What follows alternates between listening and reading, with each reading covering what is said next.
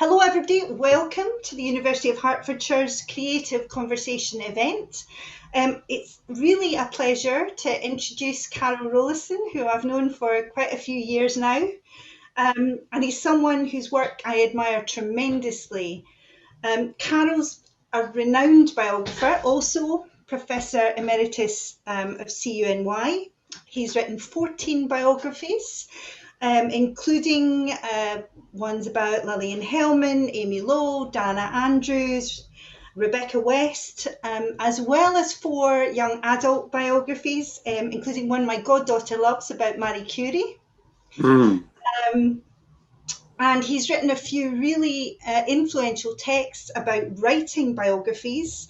My favourite is Biography, A User's Guide. I just think it's a really great introduction to the field and a real insider's guide about what writing a biography actually is about.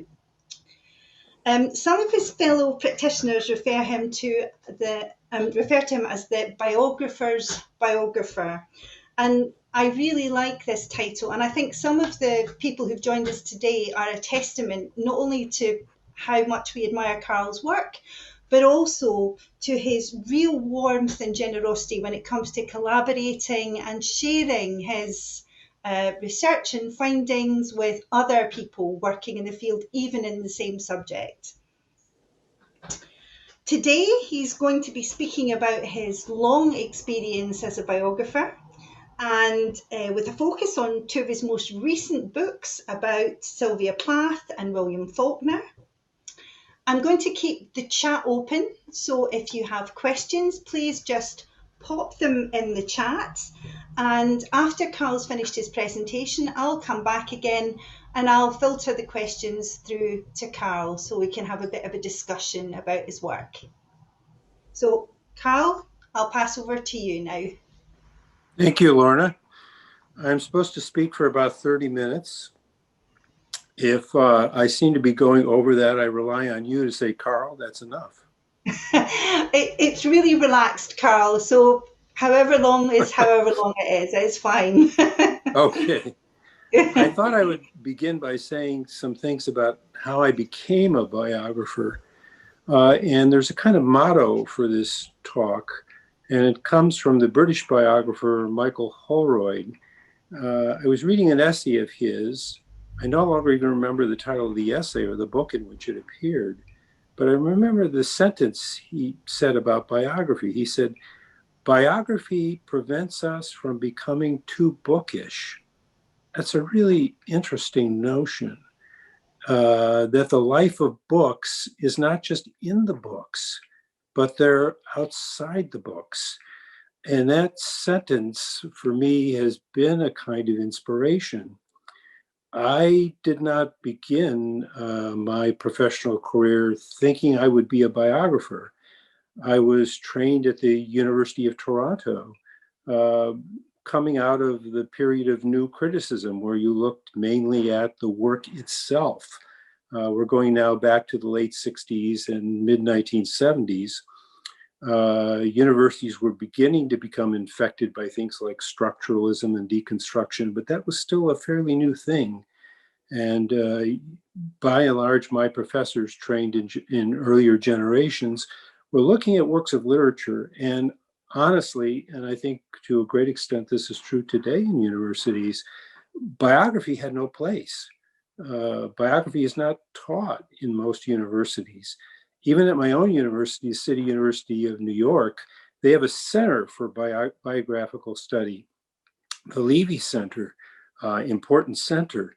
But one of the things you need to know, if you don't know this already about academic life, is when academics call something that's the center, that usually means it's on the periphery. And that's where biography is, by and large. So I wrote a dissertation at the University of Toronto with a renowned Faulkner scholar, Michael Milgate, British scholar, and it was called Uses of the Past in the Novels of William Faulkner. And I didn't realize until I completed that dissertation and I read Norman Mailer's biography of Marilyn Monroe that what I was really interested in, it was not just the past, but really biography. And that what Faulkner's characters were doing, for example, assessing what happened in the past in terms of individual personalities, not historical forces, not trends, but really the nitty gritty of everyday life. And once I realized that, and I came, I should say, to biography, to academic life, having had ambitions to be an actor. There's a very good biographer, people don't read him much nowadays, but they should, named Hesketh Pearson, and he started as an actor. And I think biography was attractive to him for the same reason it's attractive to me. It is a role for an actor. You try to inhabit somebody else's life, to understand them. And you might almost say I'm a kind of, like there are method actors, I'm a method biographer. That is, I tend to pick subjects and because they appeal to, they strike some kind of chord which relates to my life. And I then operate under the illusion that the character I pick, the person I'm going to write about, I have some kind of special knowledge, not some archive, although archives are important, not who I interviewed, but as R.G. Collingwood says in The Idea of History, the historian ultimately, and I think this is true of the biographer, you become your own authority. You're dealing with this subject, at least in my case, the kind of biographer I am, because you think you can understand certain aspects of that subject that, even if this subject's been written about many, many times, there's still something else. My first biographical subject was Marilyn Monroe. This is taking us back to 1980. And in fact, I was supposed to write really what was called a biobibliography for Greenwood Press, which was just a biographical essay, and then a discussion, a learned discussion of all the books that had been written about her and what were the important ones and so on. And I spent a summer doing that.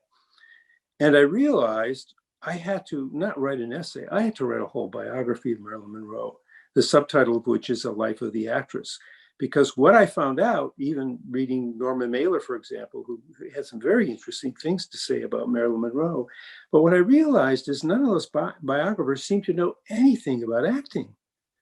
Once she got on the screen, they didn't know what to do with her. They didn't know how to describe her. They didn't have the vocabulary for her.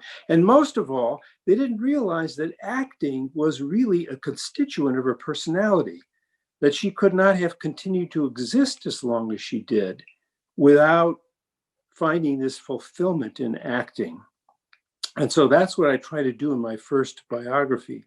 I certainly talk about the events of her life, but I talk about them as events that contribute to our understanding of the life of an actress. Very quickly, I'll just say about that book, she had one of the greatest challenges that any actor or actress ever had to do. Suppose someone came to you and they said, you can become a big, big star. You're going to be in many popular movies. But here's the problem. You're going to play the same role over and over again. In other words, your range, we're going to limit your range. Even if you have a larger range, what sells is this narrow range, the so-called sex goddess, sex symbol role. Now, in that range, you're going to have to try to make that stereotype come alive. Well, that's what she did. We wouldn't be talking about Marilyn Monroe today. There wouldn't still be books written about her if this wasn't the case. Two films come to mind, Bus Stop and The Prince and the Showgirl, which was in fact shot in England.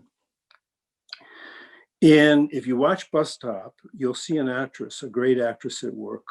You'll see that she has decided that this character is an introvert. And therefore you'll see a range of gestures, all of which are placing her hands on herself. They're all movements inward. When she does The Prince and the Showgirl, she makes the decision that the character, in fact, is an extrovert. And if you watch how she fills the frame in The Prince and the Showgirl, how she moves from side to side, the way she uses her arm as an extension of the body, you'll see a completely different actress. Same person, same, in a sense, so-called dumb blonde stereotype role, and yet she makes it come alive. So this is what excited me about biography, is that I saw things in subjects that other people did not see. This was really the most important part. The other thing that happened is biography spoiled me. I continued to be an academic, but it was tough in academic life. I didn't have problem getting promotions because I wrote a lot. I wrote scholarly articles as well as biography. But I really thought of myself as a writer, not as a biographer and a writer, not as an academic. I had to get the bills paid. So certainly I taught and I enjoyed teaching. I used to say the only thing I'd like better than teaching is not teaching, but there just wasn't enough money in biography to support a whole life, at least not the kind of middle-class life I wanted to lead. So I got interested in how the life off the page gets on the page. That became one of my interests. I remember a meeting of the New York Biography Seminar in which a biographer of the poet Marilyn Monroe was speaking. And he gave a very eloquent talk. A lot of it was about how he had used the archive, her papers, at the Rosenbach Foundation in Philadelphia. Afterwards, and this was a room, by the way, it's NYU Biography Seminar, it's a room full of biographers. And one of the people said to him, well, in your talk, you didn't say anything about interviews and what that was like to interview Marilyn Monroe's friends. And he looked at the questioner, and this look of almost revulsion came over his face, and he said, oh, interviews, they're so messy. That was such a telling remark to make. Pure academic mark. We are comfortable with texts, with books, things that are fixed on the page. Imagine how rattling it is for someone, how disconcerting it is for someone to get off the page, get off their ass, get out in the world and interview people the way journalists do. And that's partly what I am, a journalist, as well as a scholar. I thought that was so telling. I've often thought about that, that you gotta go talk to people. One of the things that Lorna and I have in common are biographies of Rebecca West, and Lorna can tell you as well as I do. It makes a lot of difference to talk to people. If you're interested in who is this character, who is it that wrote this book? You know, Tennyson once said about Shakespeare, thank God we don't know much about Shakespeare's life and we can just deal with the work. Well, I understand that, but I often wonder what would happen if someone had said to Tennyson, I've got this letter I found, and it's by William Shakespeare. But of course, I know you don't want to look at it because you're just interested in the plays. Really? We're not interested in what happens off the page, is that right? I guess that's true for many academics, and that's why there are no departments of biography. Perhaps I should say something about the most recent books, the ones I want you to buy. The Last Days of Sylvia Plath and The Life of William Faulkner, which was in 2 volumes. I probably should tell you why I did 2 volumes. But let's start with Plath. And Lauren is going to ask me about this, so I'm just going to mention this briefly. One of the things that attracted readers to I wrote 2 books about Plath. The first one published on the 50th anniversary of her death, called American Isis, The Life and Art of Sylvia Plath. One of the things that intrigued readers about my book is the comparison I made. I said that Sylvia Plath was the Marilyn Monroe of literature. Oh boy, that got me in a lot of trouble.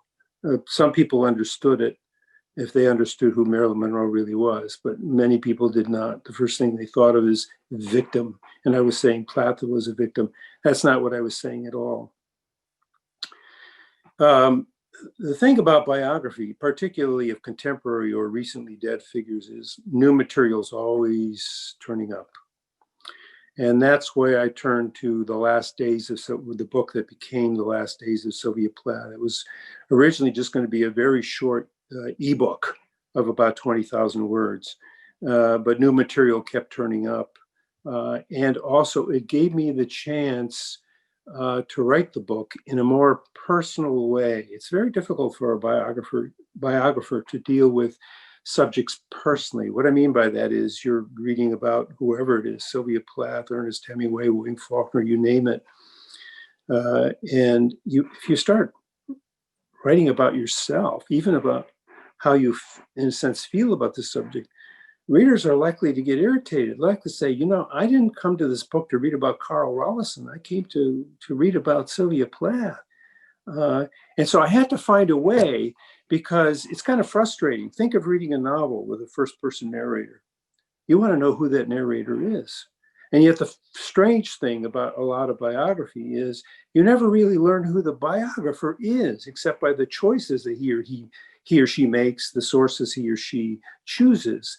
But how to get yourself in the biography. With my Hellman biography, for example, what I did was, and just on a few occasions, because again, I thought it would annoy the reader if I did it more than a few times, I included excerpts from my recorded interviews. So for instance, when I interviewed one of Lillian Hellman's attorneys, I had his initials and my initials and a back and forth to put the reader in the moment of how this biography was created, to create a kind of drama about a dramatist, Lillian Hellman. So you can do that sort of thing. A typical biographer's ploy is to write a preface where you're the reader's a little more indulgent if the reader reads the preface at all, and is interested perhaps in why it's often the question I get in talks I give, how you became interested in the subject.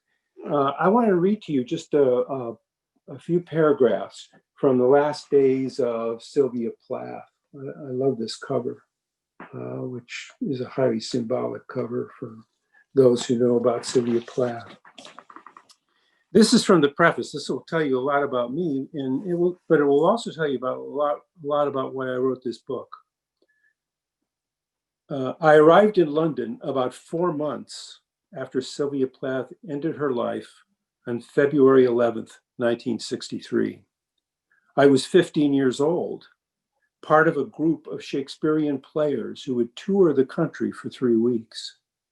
I thought it was my destiny to be there when I encountered the actor, James Mason, in the Tower of London. As brash as Sylvia, I accosted Mason, whose films I had seen on television's $1 Million Movie, and said, "I'm an actor too." He wanted to see me act, but alas, the tour had just ended. This was the first of my over 40 trips to the United Kingdom during the next 50 years to holiday and to do research for my biographies of Rebecca West, Martha Gellhorn, Amy Lowell, Joe Craigie, Michael Foote, and Sylvia Plath. I came from a suburban middle-class upbringing and was startled on my first overseas trip at the state of post-war Britain, still in recovery. I remember the narrow city streets, the long rows of uniformed dwellings, and in Yorkshire, the stunning, sooty look of an old woolen mill. I noticed all the black piping outside in the housing, the plumbing that froze up during Plath's last fatal coal-blackened English winter. I met an English girl in Sheffield and corresponded with her for years. The idea of a pen pal, so important to Plath in Letters to a German Boy, also powered my adolescence.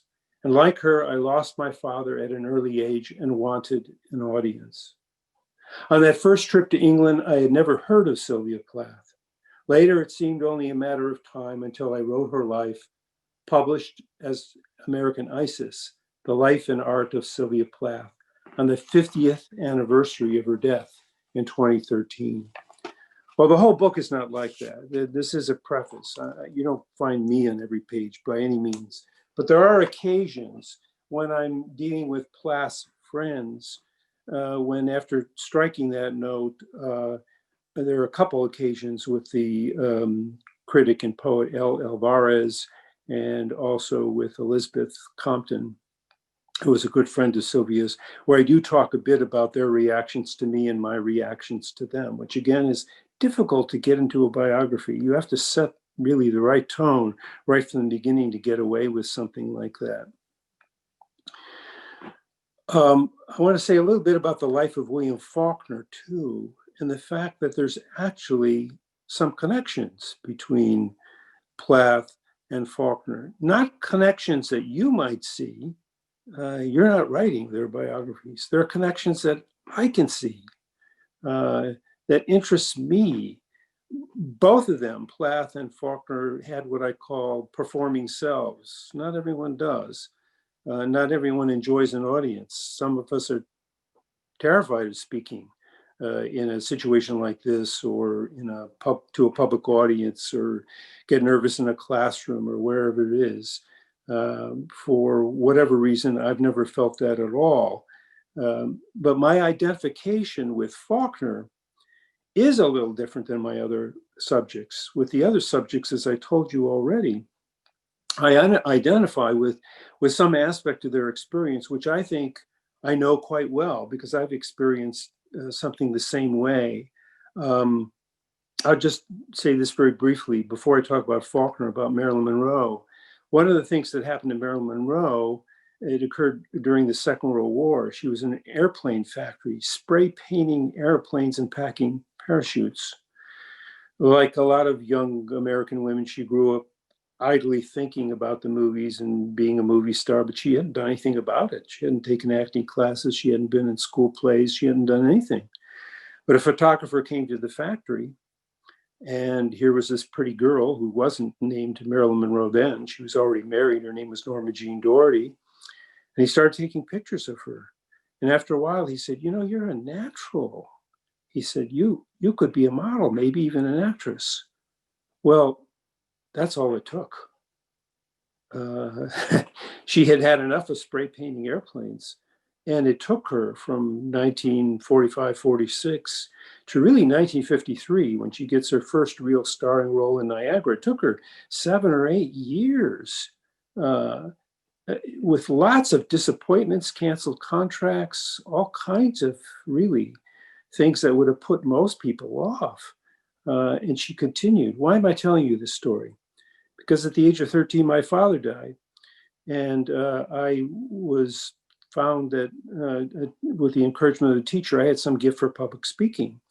And he said to me, well, you ought to go see this fellow named James Allen Jones. He spent time in England. He's played Othello. He was African-American. You might want to be in one of his plays. So I went to see Jones. And he gave me a script from Julius Caesar. He had me read about 20 lines, one of Cassius's speeches. And I read those lines. And after I read the lines, this was in a big auditorium. We were seated. He put his hand on me and he said, "You read beautifully." Changed my life. It was just like that scene in the factory. It only takes one person, maybe a teacher, some kind of leader, someone who galvanizes you. With William Faulkner, it was a small town lawyer, Phil Stone, who read some of Faulkner's early poetry and said, "You've got something here. You could be a great writer." And nobody in Oxford, Mississippi, at the turn of the 20th century, there weren't any other literary figures there for Faulkner to deal with, but it only took one. It only took Phil Stone. But the other aspect of Faulkner that really interested me was he had something that I lacked, which was a sense of history. Every family has a history, but I didn't grow up with a sense of generations of history as Faulkner did, the great grandfather who had been a novelist and who had served in the Civil War. I had nothing like that in my family. It's even worse than that, not to get too autobiographical, but my parents hid things from me. In other words, I grew up with huge gaps in understanding. And in some sense, Faulkner filled those gaps. because of his sense of history, it opened up the whole world to me. And so I did this dissertation on him. And then coming toward my last sabbatical in the City University of New York, I decided, it's time to come full circle. It's time to come home, so to speak, to William Faulkner, my original subject. I won't go into the details, but there have been many, many biographies of Faulkner.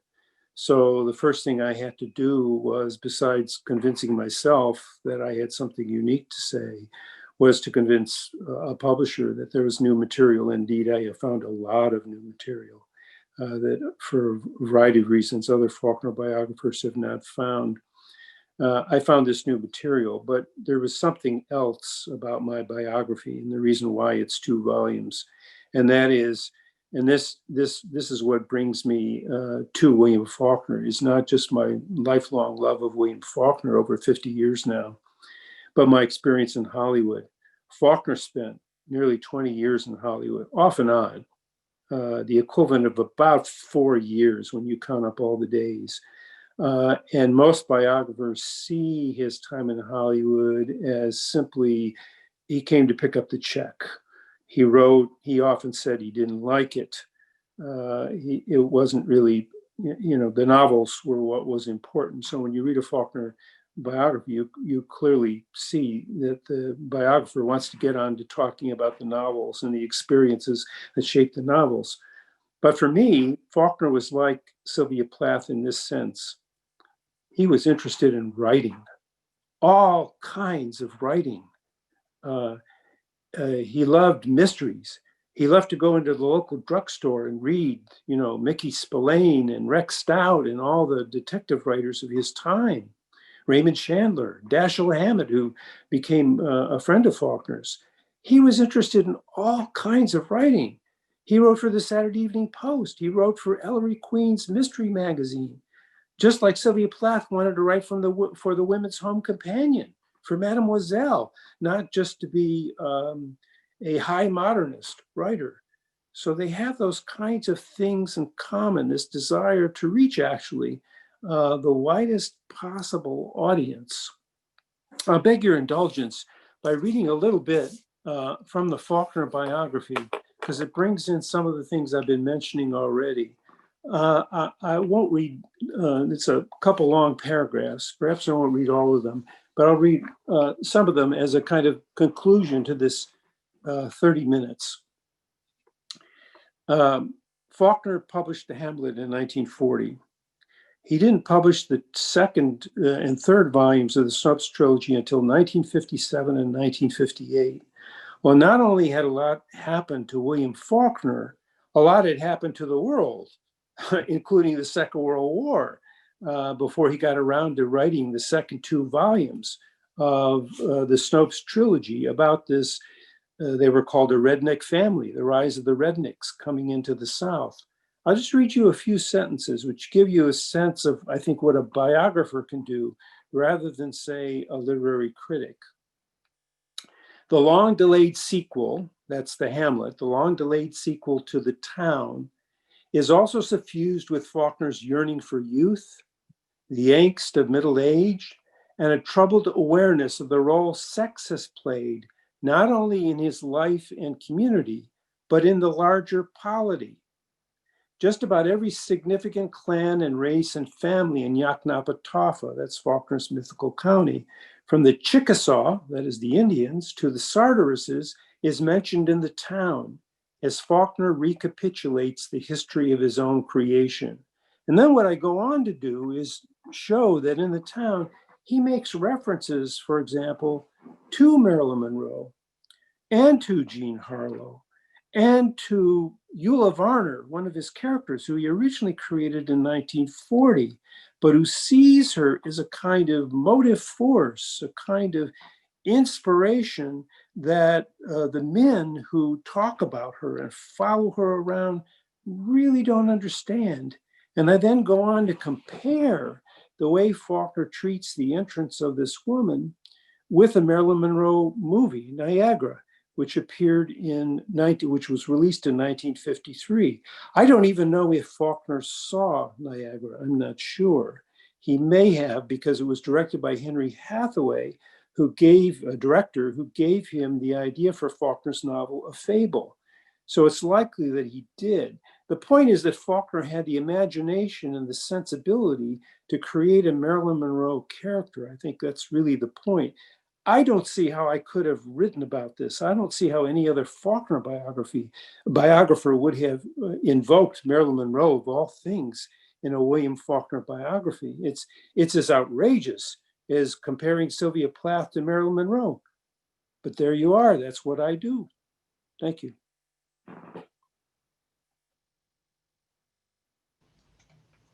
Thanks very much for that, Carl. There's already a lot of questions on the chat, but you actually ended with the question that I wanted to ask you, which was about your very controversial claim. But we've spoken about this, and I love your explanation for it, but other people won't have heard it. So I'd like you to tell us about why you compared Sylvia Plath and Marilyn Monroe. Okay, well, first, a little bit about the reaction to my comparison. There are people who think categorically, who put things in slots. Therefore, Sylvia Plath, a great poet, does not belong in the same sentence with Marilyn Monroe, even though I think Marilyn Monroe is a great actress. Many people don't know really very much about Marilyn Monroe. I mean, they know the name or they may have seen a film, but they don't think of her as a great actress. So right away, I'm in trouble with some readers who say, oh, and then I'm in trouble again with some readers who think immediately, when they think Marilyn Monroe, not surprising, they think suicide and they think victim. They think Sylvia Plath, they think suicide, and they think victim. That's not what I'm saying at all. You don't become Sylvia Plath or Marilyn Monroe by being a victim. Quite the contrary. The reasons, the circumstances for their suicides, for ending their lives, are quite complicated, complex. And I took 2 books to discuss that with Sylvia Plath and with Monroe, a biography and several essays. But the point also about these 2 women is that they were clicking on all cylinders. What I mean by that is, again, Marilyn Monroe was interested certainly in becoming a star, a movie star, but she was also quite serious in other respects. There's a photograph, for example, of her reading Ulysses, James Joyce's novel. It's not a stunt. It's not, oh, let's put it, it's taken by a female photographer, Eve Arnold, who took Marilyn Monroe very seriously. And you can even tell by where Monroe's finger is that she's reading the Molly Bloom soliloquy at the end of Ulysses, which she could have done marvelously. So both of these women were, they were reaching out to the world in a way that not every writer wants to do or to become. They actually want to become cynosures. They want to become centers of attention, which was really what I was trying to get at. There are other parallels that I could go on with, but that's really what I was doing. But even quite sophisticated people who had not really, I think, thought through who Marilyn Monroe was, just immediately dismissed the analogy. Thanks, Carl. I'm going to start moving to the questions on the chat now. And actually, the first one is from Andrew Wilson. You'll be pleased to hear. So, hello, Andrew. Andrew Wilson. Andrew is an excellent biographer who's done his own biography of Sylvia Plath. And one of the great things about Carl is he never makes enemies of other biographers who are writing about the same subject, as I myself found when I was working on Rebecca West. So Andrew says, thanks very much for the brilliant talk. Great to see you. And he wants to know how you choose your subjects, or do they choose you? I guess in a sense they choose me. Partly, I think the answer is that I see this connection in something in my experience with the biographical subject. The other thing I have to admit is opportunism does come in. I mean, you want someone to purchase your book, and therefore you're picking somebody. I picked Lillian Hellman There are things in her experience too which mirror mine. But part of the reason I picked Hellman is because in the late 1980s, she was a hot property. She was someone people wanted to read about. And in fact, my book was reviewed on the front cover of the New York Times Book Review. So there are market considerations. There are people that I might want to write about that I would not be able to get a contract for. Yeah, that's all too common a problem. I know this problem so well. And the next one is from another biographer, Anne Seba. Anne's got a new book coming out very soon that we're both very excited about because it's about the Rosenbergs, who Carl and I had to touch on when we were working on our West bios. So we're very anxiously awaiting this. Anne says she'd also like to ask about choosing subjects, but she's curious about identifying the subjects and what we are allowed to write about. So, can a white Englishman write biography of a Black African woman? Should there be any boundaries? And are there any boundaries that you yourself have come up against? The only boundary for me would be if I felt that I simply not so much identify with, but really be able to submerge myself in the subject experience. I mean, after all, half my subjects are women. I've not had a sex change operation. I kind of like that literature, after all, is meant to do that, to explain as well as overcome differences. So there's a lot of talk these days about cultural appropriation. It's been happening for a long time. For instance, Irving Howe, Jewish critic, criticized Sylvia Plath for dealing with the Holocaust and in some sense connecting with her own personal experience. To me, that's what we do. Sylvia Plath grew up in the 1940s. Like Susan Sontag and other of my subjects, saw these grim photos coming out of the concentration camps. It was part of her imagination. How is it that she couldn't? Her mother said that she thought maybe in the family ancestry, the tree, there were Jews. So it's difficult for me to, and this comes up again and again. People feel resentful, as they did with William Styron writing about a slave, Confessions of Nat Turner. But James Baldwin had no problem with that. And I think from a literary person's point of view, that shouldn't be a consideration. Okay, thanks, Carl. And next we have a question from one of our own Hearts creative writing PhD students, Taryn. She says, thanks very much for this fascinating and inspiring talk. And she said, earlier in your presentation, you acknowledged your dual role as academic and biographer. And she's interested about how someone coming from a literary academic background can begin to make the transition to a biographer. Oh, well, I can tell you a little story there. When I was working on Marilyn Monroe, it took me 6 years to write that book. Not because it should have taken 6 years, because I didn't know what the hell I was doing. And I realized that was true when I interviewed Susan Strasberg. Lee Strasberg's daughter. Lee Strasberg was head of the Actors Studio and was one of Marilyn Monroe's acting teachers. And I got in touch with Susan Strasberg through mutual friends. She happened to be performing in a play. Then I was living in Michigan, outside of Detroit. And I went to interview her, and we really hit it off. And she did my horoscope. And she offered to look at my book. And when I sent it to her, it was quite long. And she said to me, Carl, when you talk about acting, you really know your business. But then there's all this other stuff. I think you're trying to impress your academic colleagues. You might want to consider cutting that down. Well, then I got readers' reports.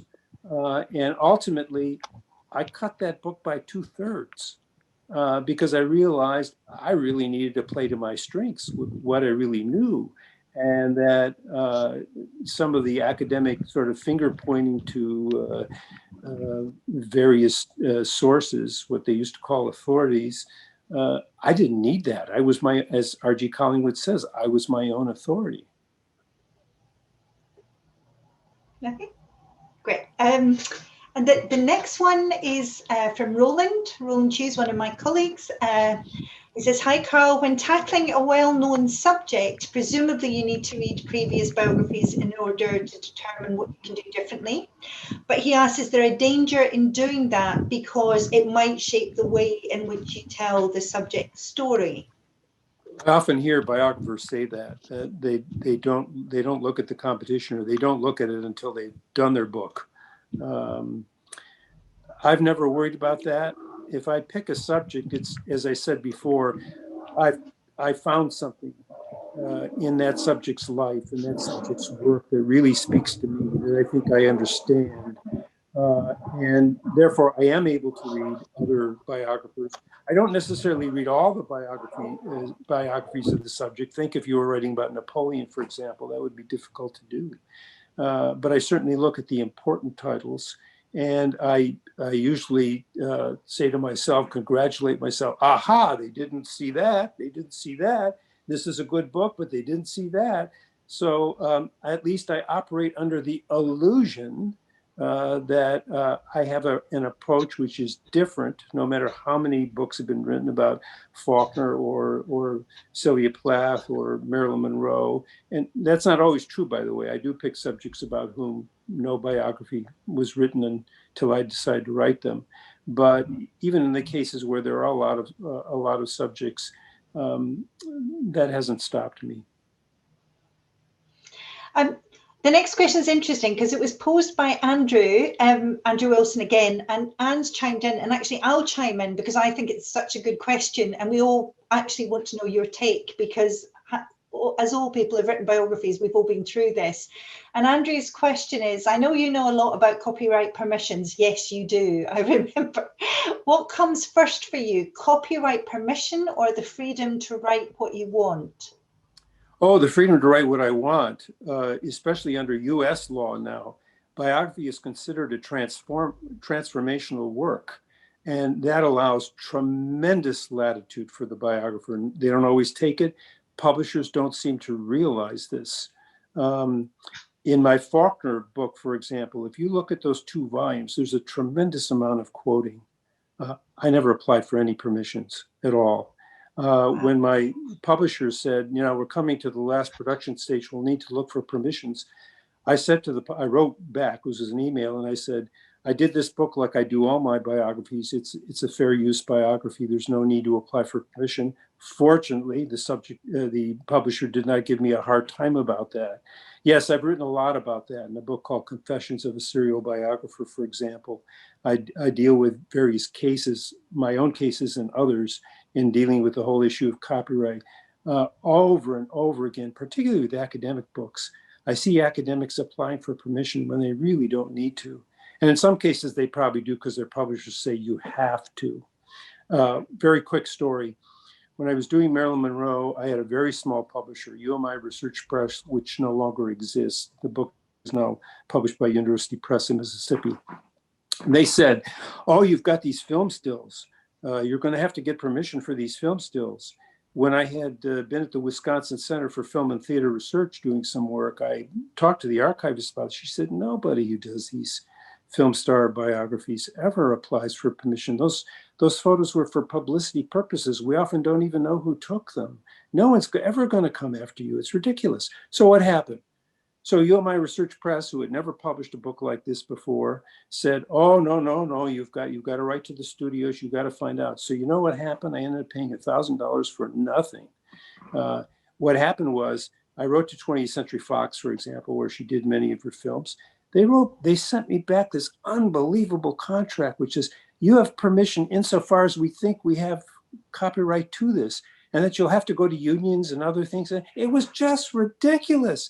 Nobody could have possibly put in a claim. And yet still, to this day, publishers act like this. They don't know the first thing about copyright. Okay, are there any more questions? If there aren't any more, I think I'm going to give Carl a clap. Thank you. There we go. And say thank you very, very much for a really enjoyable, entertaining, informative talk. And I hope the new books do really well. Thank you. My See on the pleasure. chat, lots of people thanking you. Thank you. Thanks very much, everybody. We'll be hoping to have another creative writing event later on in January. Details will be announced shortly, and I'll hope to see some of you again there. Thanks very much for joining us.